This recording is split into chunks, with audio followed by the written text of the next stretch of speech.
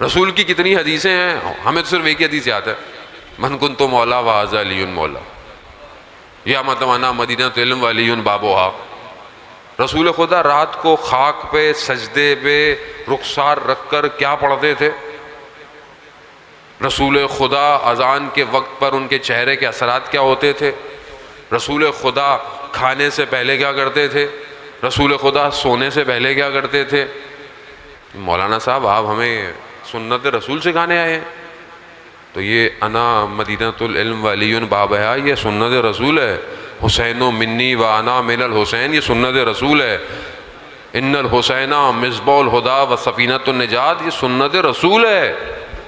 رسول کو تو سمجھیں، اصل رسول ہے ہی نہیں میری زندگی میں، اللہ کا نبی میری زندگی میں نہیں ہے، پریکٹیکلی نہیں ہے، عملی نہیں ہے، میرے گھر میں رسول کی گفتگو نہیں ہے، مجھے عشق رسول نہیں ہے۔ میں نے عشق رسول صرف نعت پڑھنے والوں کو دے دیا، بس جو نعت پڑھتے ہیں بس انہیں رسول سے عشق ہے، بس وہ بھی کہتے ہیں مدینہ کی گلیوں میں جانے کو دے، بس وہ بھی لفظوں پہ ہے سب۔ عزیزان محترم، ہم پریکٹیکلی کچھ اور ہیں، وربلی کچھ اور ہے، یعنی زبانیں ہماری کچھ اور کہہ رہی ہیں اور عمل ہم کچھ اور کہہ رہے ہیں۔ وہی پھر ہم کربلا پہ آتے ہیں، اور کربلا پہ وہ شاعر جو امام کو ملا اس نے کیا کہا تھا میرے مولا کو؟ مولا کوفہ والوں کے دل آپ کی طرف مگر تلواریں آپ کے خلاف ہیں۔ کربلا آپ کو اور ہمیں تکرار کرنے کے لیے، ہمیں یاد دہانی کے لیے ہے کربلا۔ کربلا ہمیں یاد دلانے کے لیے کہ تم کہاں ہو ابھی۔ کربلا کو کیوں بار بار دنیا کیوں کربلا روکنا چاہتی ہے؟ دنیا کیوں عزاداری کی دشمن ہے؟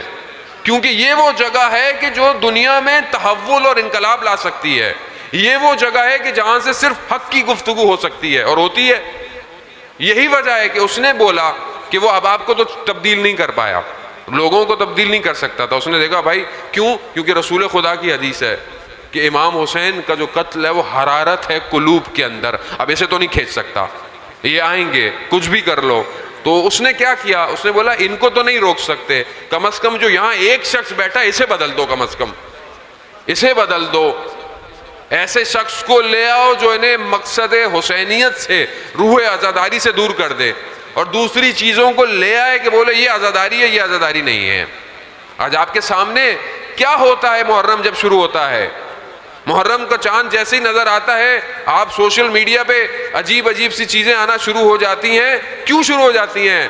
کیونکہ تاکہ آپ اصل مقصد امام حسین سے دور ہو جائیں۔ اب آپ کی گفتگویں وہی ہوں، آپ کی باتیں وہی ہوں، آپ کی آپس میں گفتگو، ایک دوسرے سے چیٹنگ، کمنٹ کیوں ہوں؟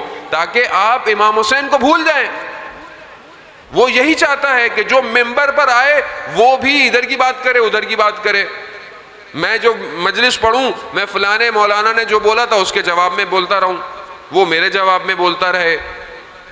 کیوں ہو رہا ہے یہ؟ کیونکہ دشمن جانتا ہے کہ یہ وہ جگہ ہے جو ان جوانوں کو اٹھا کر وقت کے امام سے جوڑ سکتی ہے۔ دشمن جانتا ہے، دشمن کو آپ ہلکا مت سمجھیں۔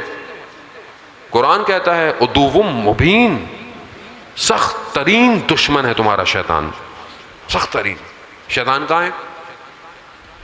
ہمیں کیا پتا، ہم نے تو کبھی شیطان کو دیکھا ہی نہیں، کیونکہ شیطان نظر تو آتا نہیں ہے۔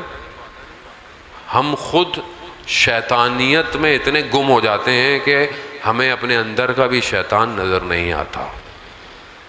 تو عزیزان محترم، میں جوانوں سے، علماء بزرگوں سے تو میں معذرت کے ساتھ کہ مجھ سے زیادہ مجالس سنی، میری عمر سے زیادہ لوگوں کو سنا، میں جوانوں کے لیے آیا ہوں۔ عزیزان محترم، اگر ہم اپنے وقت کے امام کو اس کربلا سے اٹھ کر نہیں پہچان پائے تو پھر کوئی اور جگہ نہیں ہے امام کو پہچاننے کی، کوئی اور یونیورسٹی نہیں ہے جو آپ کو امام زمانہ سے ملائے۔ یہی کربلا ملائے گی آپ کو۔